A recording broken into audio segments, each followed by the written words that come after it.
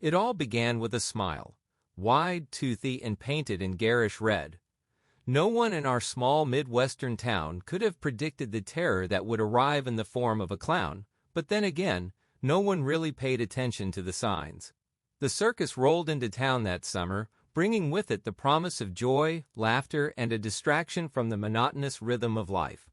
What came instead was a nightmare that would etch itself into the collective memory of the town forever. The first night of the circus was like a dream. Families lined the dusty streets as vibrant tents were erected in the open field on the outskirts of town. Children tugged at their parents' hands, giddy with anticipation. Posters advertised breathtaking acrobatics, wild animals, and of course, the clowns. There was one face on the posters that stood out: Smiling Jack. His painted face seemed to follow you with its unsettling grin. He wore a faded yellow suit with oversized buttons, and his eyes were exaggerated with black makeup that gave the illusion of perpetual surprise. Most people dismissed the oddness, chalking it up to the exaggerated theatrics of circus life. But for some of us, something about Smiling Jack felt wrong. The morning after the circus's opening night, whispers began to circulate. Jenna Franklin, a local teenager, hadn't come home. Her parents, frantic with worry, scoured the town asking if anyone had seen her. Friends mentioned that Jenna had gone to the circus with a group of girls but had left early. No one had seen her since. By midday, the sheriff's department was involved. Search parties combed through the woods near the circus grounds, but Jenna was nowhere to be found. The circus workers, when questioned, were unhelpful. They claimed not to have seen Jenna, though their answers felt rehearsed. That night, the circus continued as if nothing had happened. Smiling Jack took the center ring, delighting the audience with his exaggerated antics. But for those of us who knew Jenna, there was a creeping sense of unease. By the third day, Jenna was still missing, and rumors began to swirl. Some said she'd run away. Others whispered about the circus. My best friend Liam was particularly insistent about the latter. "It's the clown," he said, leaning in conspiratorially as we sat in the diner. "Smiling Jack. I don't trust him." I laughed nervously. "He's just a performer, Liam. You're letting your imagination get the better of you." But Liam wouldn't let it go. "There's something wrong with him. Have you seen his eyes? They're too sharp, too real." That night, against my better judgment, Liam convinced me to sneak into the circus grounds after dark. The tents loomed like sleeping giants, their shadows stretching across the moonlit field. We crept past the cages of sleeping animals, our footsteps muffled by the soft earth. Then we saw him. Smiling Jack stood in the center of the field, staring up at the sky. His back was to us, but his silhouette was unmistakable. We froze, our breaths catching in our throats. Slowly he turned his head, as if sensing our presence. "Who's there?" he called, his voice carrying an unnatural sing-song quality. We bolted, our hearts pounding as we fled back to town. I didn't stop running until I was safe in my bed, but even then the image of Smiling Jack's shadow lingered in my mind. The next morning, the town awoke to grim news.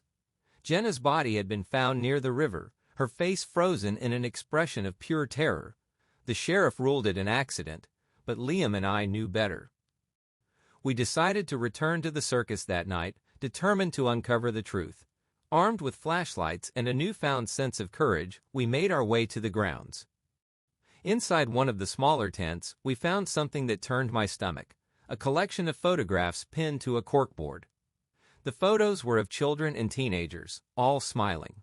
At the bottom of the board was a picture of Jenna, her smile wide and unnatural, as if it had been forced. Before we could process what we were seeing, we heard footsteps. Smiling Jack stepped into the tent, his grin more menacing than ever. "Looking for something?" he asked, his voice dripping with malice.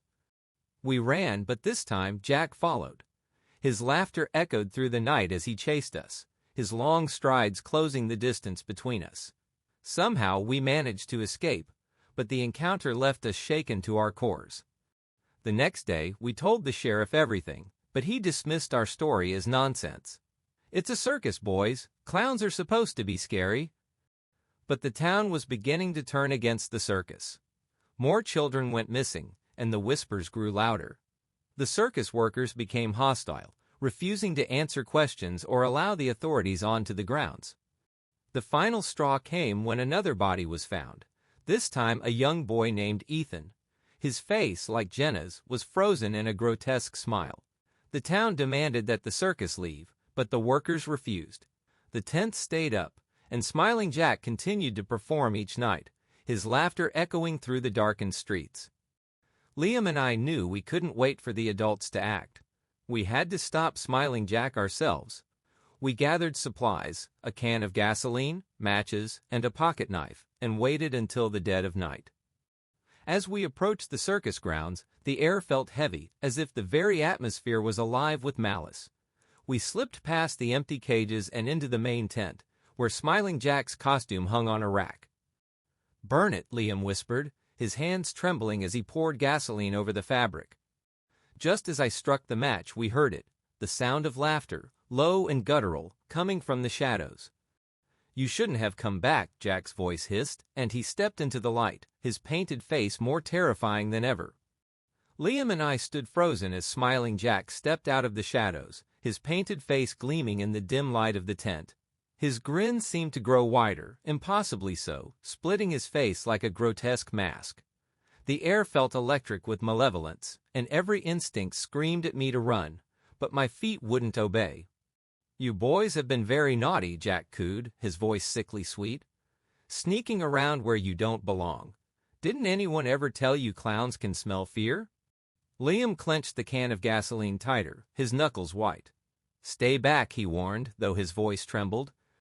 Jack laughed, a sound that started low and guttural but grew into a high-pitched cackle that echoed throughout the tent. "Stay back?" he mocked, taking a deliberate step forward. "Oh, my dear boy, you've come to me. There's no going back now." I struck the match and tossed it onto the soaked costume. Flames roared to life, consuming the fabric in seconds. Jack's expression didn't falter. If anything, his grin grew more sinister. "Oh, you think fire will stop me?" he whispered, his voice taking on a chilling edge. "The show must go on." Liam grabbed my arm, snapping me out of my stupor. "Run!" he shouted, and we bolted from the tent. The circus grounds were eerily silent, the usual sounds of animals and machinery replaced by an oppressive stillness. But Jack's laughter followed us, impossibly loud, as if it were coming from everywhere at once. We ducked into another tent, this one filled with cages. The animals inside were eerily still, their eyes wide with fear. A tiger growled low in its throat, but it didn't move. "He's coming," Liam whispered, his breath ragged. Suddenly, the flap of the tent rustled, and Jack's silhouette appeared. "You can't hide forever," he sang, his voice lilting like a deranged nursery rhyme. I grabbed a crowbar from the ground and swung it as Jack entered. The blow connected with a sickening crunch, and Jack stumbled back, his laughter turning into a low growl. "You've got fight in you," he said, straightening. His painted face was cracked where the crowbar had struck, revealing gray, mottled flesh beneath. "I like that."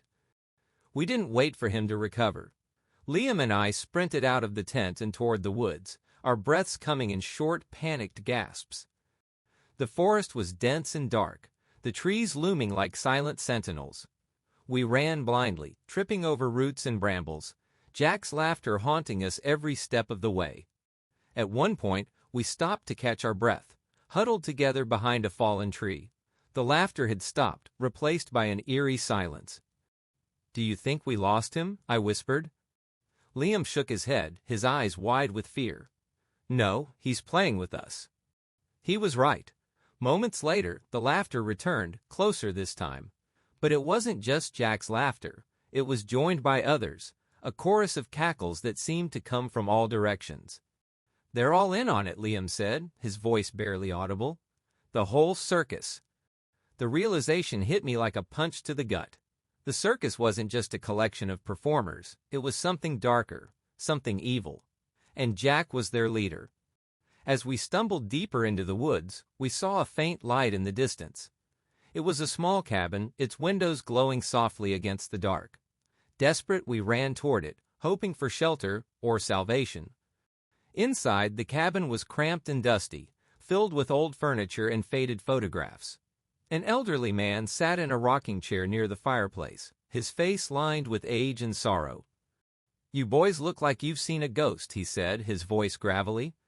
"It's not a ghost," Liam panted. "It's a clown. He's chasing us." The man's expression darkened. "Smiling Jack," he muttered almost to himself. "You know him?" I asked, my heart pounding. The man nodded. "Everyone in this town knows him. Or at least they know the stories. Jack wasn't always a monster. He was a man once. A cruel, twisted man. He used to work at this very circus decades ago. One night, he lured a young girl into his tent and, well, let's just say he paid the price." "What do you mean?" Liam asked, his voice trembling. "They found him the next morning, dead in his costume, a smile carved into his face. But Jack didn't stay dead. The circus is cursed, boy. It feeds on fear, and Jack is its beating heart." The man handed us a tattered book. "This might help you," he said. "It's a journal from one of the townsfolk who survived an encounter with Jack.